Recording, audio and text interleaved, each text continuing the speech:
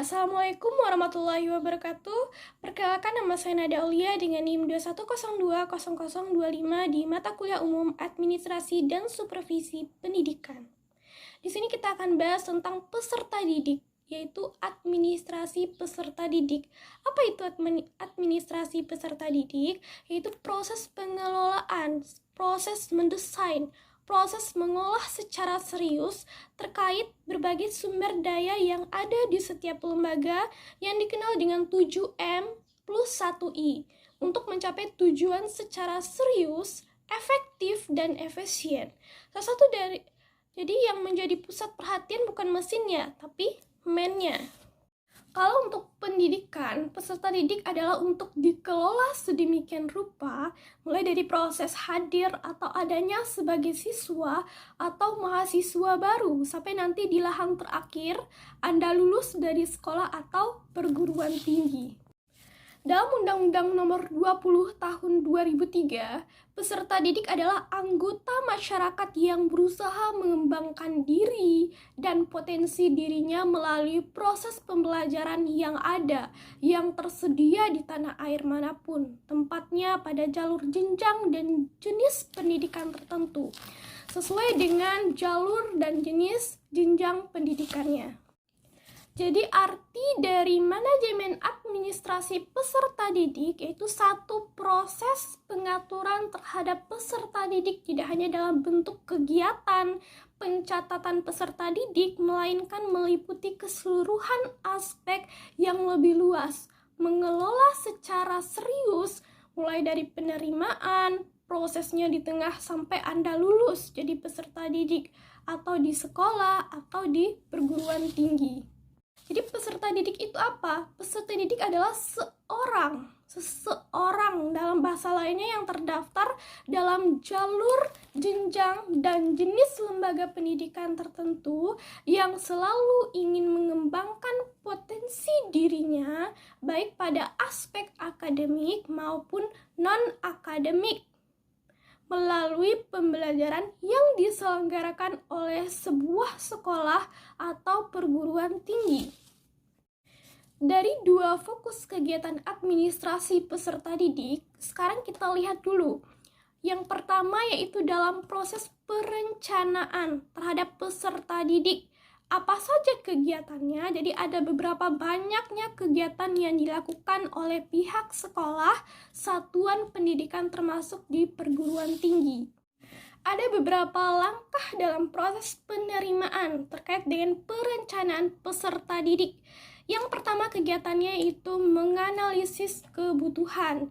Jadi proses penerimaan itu jumlah tidak serta-merta ditentukan begitu saja demi memperbanyak jumlah mahasiswa. Jadi tapi ada pula analisis krusial dan rasional yang harus ditetapkan, yang didesain oleh pihak lembaga satuan pendidikan. Sebutan peserta didik tentang penetapan peserta didik yang dibutuhkan oleh lembaga pendidikan maksudnya apa? Maksudnya ada hitungan matematisnya, ada rumusnya. Ini maksudnya supaya semua siswa atau peserta didik, mahasiswa yang diterima mendapatkan layanan yang sama, yang masuk akal. Karena kemampuan penerimaan lembaga di perguruan tinggi adalah kapasitas kesiapan sarana dan prasarana, kapasitas, kemampuan perbandingan jumlah dosen di kampus dengan jumlah yang diterima. Perbandingan jumlah dosen mahasiswa menjadi jauh akan memberikan efek pada proses perkuliahan. Jadi kenapa? Jadi jumlah dosen dan mahasiswa ini memberikan perbandingannya itu lebih jauh. Jadi proses perkuliahan atau jumlah sarana prasarananya akan hancur, yang seharusnya dengan kapasitas jumlah tertentu ternyata diterima dalam level yang lebih banyak dari kesiapan itu sendiri, sehingga mahasiswa tertentu tidak mendapatkan layanan. Jadi dalam kelas kapasitasnya yang dihitung dari jumlah kursi, muatan kursi, ditambah siswa yang tinggal kelas. Jadi mereka yang tinggal kelas itu juga harus dihitung. Jangan sampai jumlah kursi dikali muatan kursi itu selesai. Mereka yang tinggal kelas gimana? Atau mereka yang presentasinya bagaimana? Jadi yang kedua yaitu langkah dalam proses penerimaan terkait dengan perencanaan peserta didik. Yang kedua yaitu proses rekrutmen. Apa itu rekrutmen? Pada hakikatnya merupakan proses pencarian, proses untuk menemukan, menentukan, menarik calon peserta didik baru yang mampu menjadi peserta didik di lembaga pendidikan di sekolah yang bersangkutan. Kegiatan rekrutmen peserta didik mendapatkan peserta didik memiliki karakteristik yang memiliki kemampuan yang sesuai dengan standar kemampuan sekolah dalam mengembangkan peserta didik. Kemudian penyusunan proses, tahapan yang harus diikuti dilaksanakan oleh sekolah dari membentuk tim dengan kualifikasi yang sudah jelas. Kemudian yang pertama yaitu membuat pengumuman atau sosialisasi sejumlah persyaratan di tempat anak.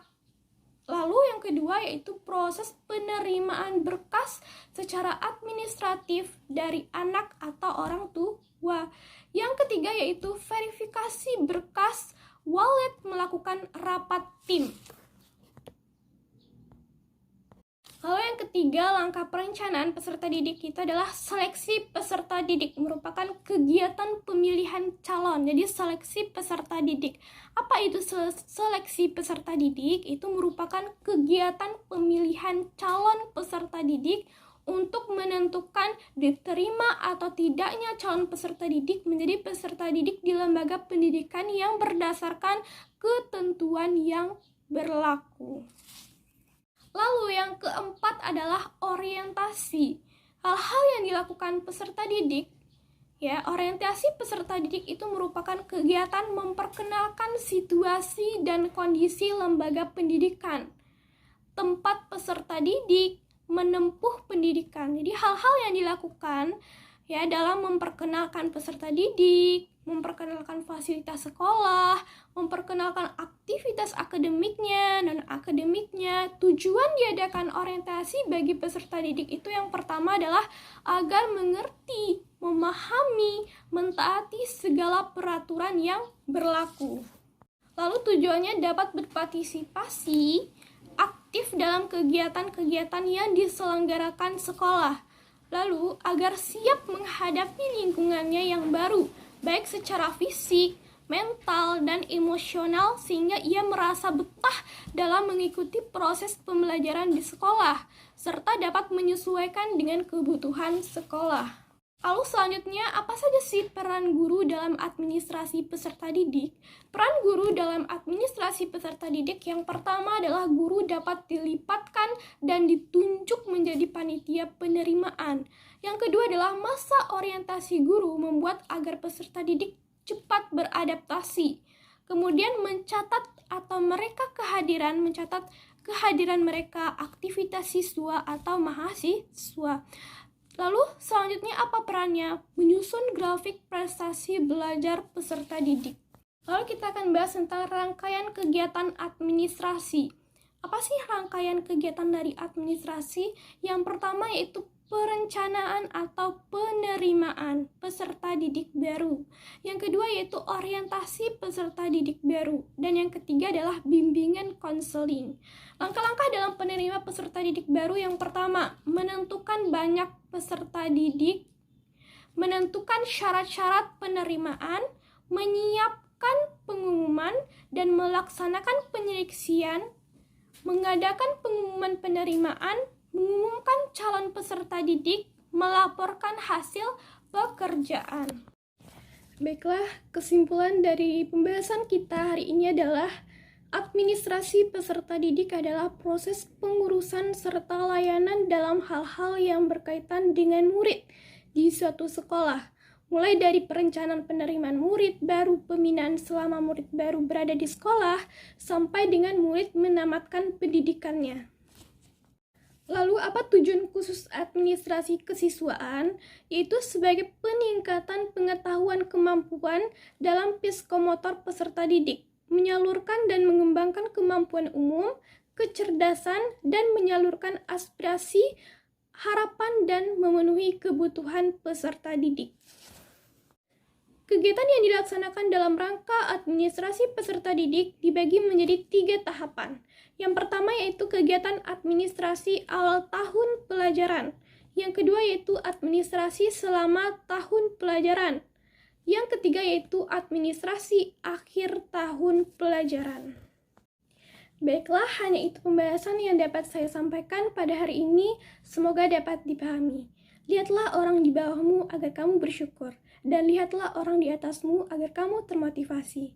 Terima kasih. Wassalamualaikum warahmatullahi wabarakatuh.